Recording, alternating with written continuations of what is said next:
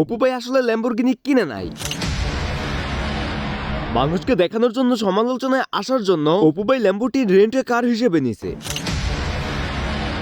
আমি ল্যাম্বরগিনিকে ল্যাম্বো কেন বললাম আর অপু ভাই কারটি যে কিনে নি সেটি সম্পূর্ণ প্রমাণ আমি এই ভিডিওতেই দিয়ে দিব। 3 কোটি টাকা দিয়ে ব্র্যান্ড নিউ কার নিয়ে নিলাম আর তোমরা এখনো বইসা আসছো। ভাই ল্যাম্বরগিনির দাম যদি 3 কোটি টাকায় হয় তাহলে গোলচানের বাবিরা গোলচানে বসবাস করে কি করে? মায়া লাগাইছে পিরিতি শিখাইছে। গেল গুলশানের ভাবিদের কথা। অপু ভাই ল্যাম্বরগিনি নিয়ে এত সব করছে, আবার বলছে 3 কোটি টাকা। টিকটক করেও 3 কোটি টাকা কামানো যায়, এটাও সম্ভব? ওই গান্ডার গুষ্টি মাইরা দিছে সাইরা গুষ্টি মাইরা।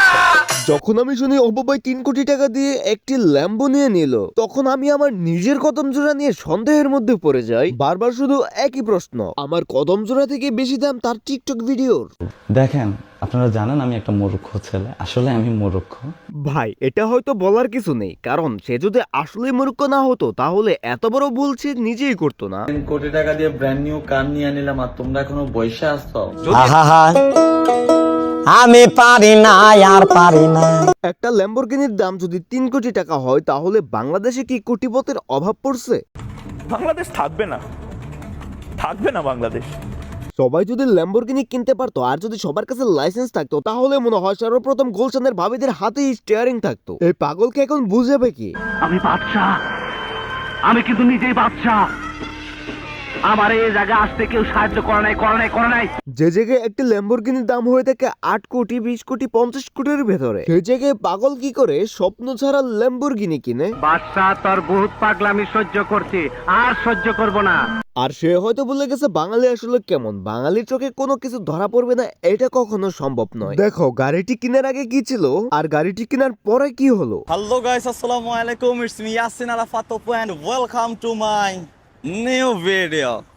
So guys, ফাইনালি কিন্তু গাড়িটা আমি বের করে ফেলছি। হাই রে অপু ভাই, আপনাদের ভাই এত হিংসা কেন ভাই? আমি হয়তো 2 দিন পরে মরবো, আগে মরলে কি ক্ষতি? এগুলো হচ্ছে বাঙালি অডিয়েন্স, হাঁটি হাঁটি পাপা করে শুরু করে শেষ পর্যন্ত চলা খুবই মুশকিল। আরে এই দুনিয়ার তাল বাহানা বুঝলাম না আখিরাতি। ভাই প্রশ্ন হলো, এখন আমি কেন ল্যাম্বরগিনিকে ল্যাম্বো বললাম? সৌদি আরব অথবা দুবাই এই ধরনের দেশের মধ্যে ল্যাম্বরগিনি আসলে ভাড়া পাওয়া যায়। যেই সংস্থাগুলো ভাড়া দিয়ে থাকে সেই সংস্থাগুলো মানুষের কাছে রেন্টে কার নামে পরিচিত। Now, if you're interested in driving the cars, you have to come here with a couple things. Dubai কিন্তু ল্যাম্বরগিনি ভাড়া পাওয়া যায় 6 থেকে 700 দিরহামের বিনিময়ে, আর যারা ভাড়া নেবে তারা এমনিতেই চাইলেই ভাড়া পায়। আর এই ল্যাম্বরগিনি গুলো বাই করতে হলে তার অনেক কোয়ালিফিকেশন থাকতে হয়, যেটা আমি 1000% শিওর অপু ভাইয়ের নাই। আর 600 দিরহামের দাম আসে মাত্র 20,000 টাকার মতো। আর এই রেঞ্জে কার ভাড়া নেওয়ার জন্য একদিন বা 2 দিনের জন্য আহামরি তেমন কিছু না। দেখো অপু ভাই অনেকদিন ধরে অফলাইনে আছে, হঠাৎ করে সে অনলাইনে এসে এত হাইপ পাবে না, সেই জন্য সে হাইপ ক্রিয়েট করার জন্য এই ধরনের উল্টা পাল্টা কাজ করে যাচ্ছে। বলতে পারো এটা একটা মার্কেটিং। আর আমার ল্যাম্বো বলার কারণ হচ্ছে সৌদি আরব অথবা দুবাই যারা ল্যাম্বোকে বাই হাতের খেল মনে করে তাদের মধ্যে খুব কম মানুষই আছে যারা ল্যাম্বরগিনিকে ল্যাম্বরগিনি বলে। তারা ম্যাক্সিমাম লোক ল্যাম্বরগিনিকে ল্যাম্বো বলে ডাকে। ইম্পর্টেন্ট, পড়ালেখা লাইফের একটা পার্ট।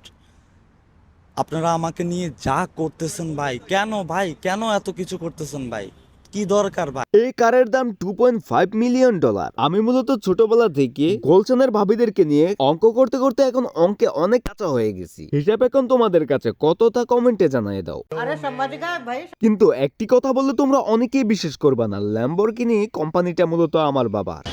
আচ্ছা যাই হোক, তোমাদের এই প্রশ্নটি একবারও আসে না যে জায়গায় অপু ভাই একটি টয়লেট ক্লিনার কিনলেও আমাদেরকে দেখিয়ে কিনে এবং এর দাম কত তা বলে দেয়, সেই জায়গায় অপু ভাই কেন এটির টাকা দেখায়নি অথবা এটির দাম কত সেটাও বলেনি? তাতে আমার বাল ছেঁড়া গেল। ও আচ্ছা, অনেকে আবার তো এমন প্রশ্ন করবা, সে তো এতগুলো টাকা হাতে দিবে না, সে তো ব্যাংকে পেমেন্ট করবে। হ্যাঁ তাও সঠিক, কারণ অপু ভাইয়ের কাছে এখন মূলত ব্ল্যাক কার্ড আছে, যেখানে ইচ্ছে সেখানেই গসে আর মাল করি বের হয়। পয়সা পয়সা তাসঙ্গা পয়সা মাসঙ্গা পয়সা তাসঙ্গা। আমি জানি না কতটুক খোঁজাখুঁজির পর এমন একটি চিরাগ খুঁজে পেল, আর যে গাড়ির দাম $2.5 মিলিয়ন, মানে বাংলায় যদি বলতে যাই তাহলে 28 থেকে 30 কোটি টাকা। সেই জায়গায় অপু ভাই গাড়িটি 3 কোটি টাকা দিয়ে কিনলো। আর দিন শেষে এটাই বুঝলাম, আমার আর তোমার কদম জোড়ার মূল্য আসলেই অনেক।